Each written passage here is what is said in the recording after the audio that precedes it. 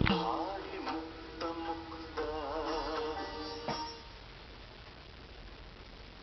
File ಜೀವಂತವಾಗಿದ್ರೆ ಇವತ್ತಲ್ಲ ನಾಳೆ ಮಿಶ್ರಾಗೆ ತೊಂದರೆ ಬರಬಹುದು ಹೇಳಿ ಆಯೋಗದಿಂದ ಒಂದೇ ಫೈಲ್ ಇದೆ ಅಂತ ತಿಳ್ಕೊಂಡು ನೀವು ಆಯೋಗದಿಂದ ಆ ಫೈಲ್ ತಗೊಂಡು ಹೋಗಿ ಎಲ್ಲ ನಾಶ ಮಾಡಬೇಕಿದ್ರೆ ಆ ಫೈಲ್ ಒಳಗಿದ್ದ ಪೇಪರ್ಗಳನ್ನ.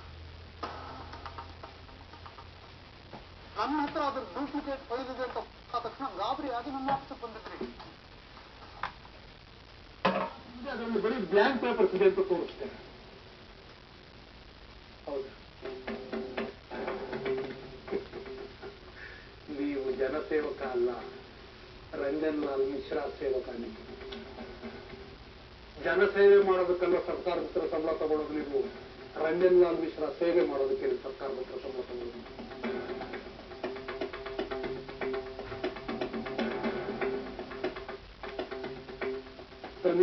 ಎಲ್ಲ ನಿಮ್ಗೆ ಆ ಫೈಲ್ ಬೇಕಾಗಿದ್ದು.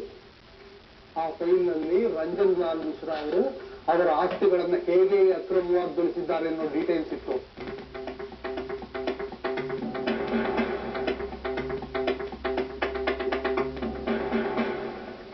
ಅದೇನಾದ್ರೂ ಈಚೆ ಬಂದ್ರೆ ಅಥವಾ ಅಸ್ತಿತ್ವದಲ್ಲಿದ್ರೆ ಇವತ್ತಲ್ಲ ನಾಳೆ ಮಿಶ್ರಾ ಅವರ ಆಸ್ತಿ ಹೊರಟೋಗ್ಬೋದಾಗಿತ್ತು. ನೀವು ಮಿಶ್ರಾ ಅವರ ಆಸ್ತಿಯನ್ನ ಕಾಪಾಡಬೇಕಾಗಿತ್ತು. ಅದಕ್ಕೋಸ್ಕರ ಆಯೋಗದ ಆಫೀಸ್ಗೆ ಹೋಗಿ ಅದೊಂದೇ ಫೈಲ್ ಇದೆ ಅಂತ ತಿಳ್ಕೊಂಡು ಅಲ್ಲಿದ್ದ ಫೈಲ್ನೆಲ್ಲ ತಂದು ಅದರೊಳಗಿದ್ದ ಪೇಪರ್ಸ್ನೆಲ್ಲ ನಾಶ ಮಾಡಬೇಕು. ಆಮೇಲೆ ನನ್ನ ಹತ್ರ ಪ್ಯಾರಲಲ್ ಫೈಲ್ ಅಂದ್ರೆ ಡೂಪ್ಲಿಕೇಟ್ ಫೈಲ್ ಇದೆ ಅಂತ ಗೊತ್ತಾದ ಮೇಲೆ ಗಾಬರಿ ಆಗ್ಬಿಟ್ಟು ನನ್ನ ಹತ್ರ ಫೈಲ್ ಕೇಳೋಕೆ ಬಂದಿದ್ರಿ ನಾಶ ಮಾಡೋದಕ್ಕೆ. ನಾನು ಅದರಲ್ಲಿ ಬರೀ ಬ್ಲ್ಯಾಂಕ್ ಪೇಪರ್ಸ್ ಇದೆ ಅಂತ ನೀವೇನು ಹೇಳಿದ್ರು ಅದನ್ನೇ ನಾನು ನಿಮ್ಗೆ ಹೇಳಿದೆ. ನೀವು ಜನಸೇವೆ ಎಲ್ಲ ಮಾಡೋದಕ್ಕಿರೋದು ರಂಜನ್ ಲಾಲ್ ಮಿಶ್ರಾ ಅವರ ಸೇವೆ ಮಾಡೋದಕ್ಕೆ. ಸರ್ಕಾರ ನಿಮಗೆ ಸಂಬಳ ಕೊಟ್ಟರು ರಂಜನ್ ಲಾಲ್ ಮಿಶ್ರಾ ಸೇವೆ ಮಾಡೋದಕ್ಕೆ ಅಂತ ತಿಳ್ಕೊಳ್ತೀವಿ. ಜನಸೇವೆ ಮಾಡೋದಕ್ಕೆ ಅಂತ ದುಡ್ಡಿದೆ. ಅಧ್ಯಕ್ಷದಿಂದ ತಾನೇ ನೀವು ನನ್ನ ಆಫೀಸಿಗೆ ಬಂದ ಫೈಲ್ ಕೇಳಿದ್ದು.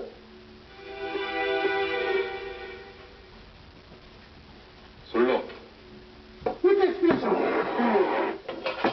ತನಿಖೆ ಮುಗಿದ ಮೇಲೆ ಆ ಫೈಲ್ ಬೇಕು ಅಂತ ನನ್ನ ಆಫೀಸಿಗೆ ಯಾಕೆ ಬೇಕು, ಕಳ್ಳ ಕೇಸ್ ಬೇಕಾಗುತ್ತೆ ಅಂತ ಹೇಳಿ ತನಿಖೆ ಮುಗಿದ ಮೇಲೆ ಯಾಕೆ ಬೇಕು?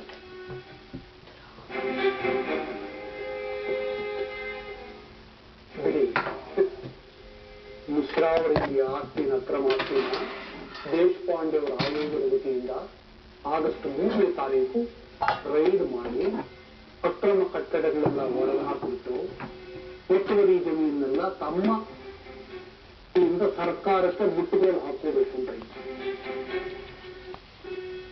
ಅದನ್ನ ಕಲಿಬೇಕು ಅಂತ ನೀವು ಮಿಶ್ರಾ ಅವರು ಬೆಳಗ್ಗೆ ಭೋಜ ವೆಂಕಟೇಶ್ 3 ಜನ ಸೇರಿ ರಾಜು ಕೊಲೆಯನ್ನ ಪ್ಲಾನ್ ಮಾಡಿರಿ.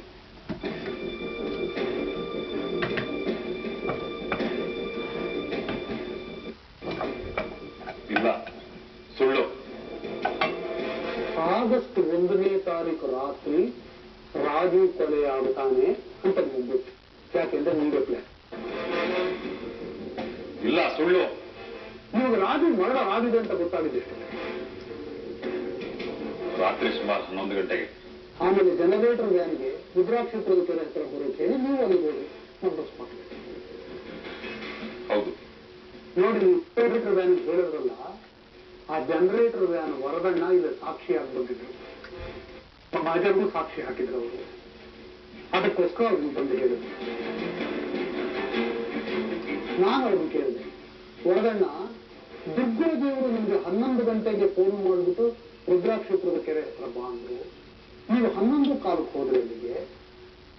ನಿಮ್ಮ ಮನೆಯಿಂದ ರುದ್ರಾಕ್ಷೇತ್ರದ ಕೆರೆಗೆ 5 ಕಿಲೋಮೀಟರ್ ದೂರ, ಜೊತೆಗೆ ಜನರೇಟರ್ ವ್ಯಾನು, ಲೈಟ್ಗಳು ಲೋಡ್ ಮಾಡ್ಕೋಬೇಕಾಗಿತ್ತು, ಕೆಲಸದವ್ರನ್ನ ಅರೇಂಜ್ ಮಾಡ್ಕೋಬೇಕಾಗಿತ್ತು. ಇಷ್ಟನ್ನೆಲ್ಲ ನೀವು ಕೇವಲ 1/4 ಗಂಟೆ ಒಳಗಾಗಿ ಮಾಡ್ಕೊಂಡು ಅಲ್ಲೂ ಕೂಡ ಬಿಟ್ಟಿದ್ರಿ. ಹೇಗೆ ಸಾಧ್ಯ ಅದು ವರದಣ್ಣ ಅಂತ ಕೇಳಿದೆ. ಅದಕ್ಕೆ ವರದಣ್ಣ ಇಲ್ಲಿ ಬಿಸ್ನೆಸ್ ಬಾಕ್ಸ್ ಅಲ್ಲಿ ಹೇಳಿದ, ನೀವು ಅಲ್ಲಿ ಕೂತಿದ್ರಿ. ಇಲ್ಲ ಸರ್, 11 ಗಂಟೆಗೆಲ್ಲ ದುರ್ಗೋದಿಯವರು ನಮ್ಗೆ ಹೇಳಿದ್ರು. 7 ಗಂಟೆಗೆ ನಮ್ಗೆ ಹೇಳಿದ್ರು ದುರ್ಗೋದಿಯವರು. ಲೈಟು, ವ್ಯಾನು, ಕೂಲಿಗಳು ಎಲ್ಲ ರೆಡಿ ಮಾಡಿಕೊಂಡರು. ರಾತ್ರಿ 10 ಗಂಟೆಗೆ ಬೇಕಾಗುತ್ತೆ, ರುದ್ರಾಕ್ಷಿಪುರದ ಕೆರೆ ಕಡೆಗೆ ಹೋಗಬೇಕಾಗಬಹುದು ಅಂತ ಹೇಳಿದ್ರು. ಅದಕ್ಕೆ ನಾನೆಲ್ಲ ರೆಡಿ ಮಾಡ್ಕೊಂಡಿದ್ದೆ. 11 ಗಂಟೆಗೆ ಫೋನ್ ಬಂದ ತಕ್ಷಣ ಹೊರಟೆ, ಅದಕ್ಕೋಸ್ಕರ 11 ಕಾಲು ಸೇರಿದೆ ಅಂತ ಹೇಳಿದ್ರು. ನೋಡಿ, ಹೇಳಿದ್ರು ಇಲ್ಲೇ ಇದೆ ಡಿಪಾಸಿಟ್ ಕಾಪಿ ನೋಡಿ ಹೊರಗೆ ನಿಂದು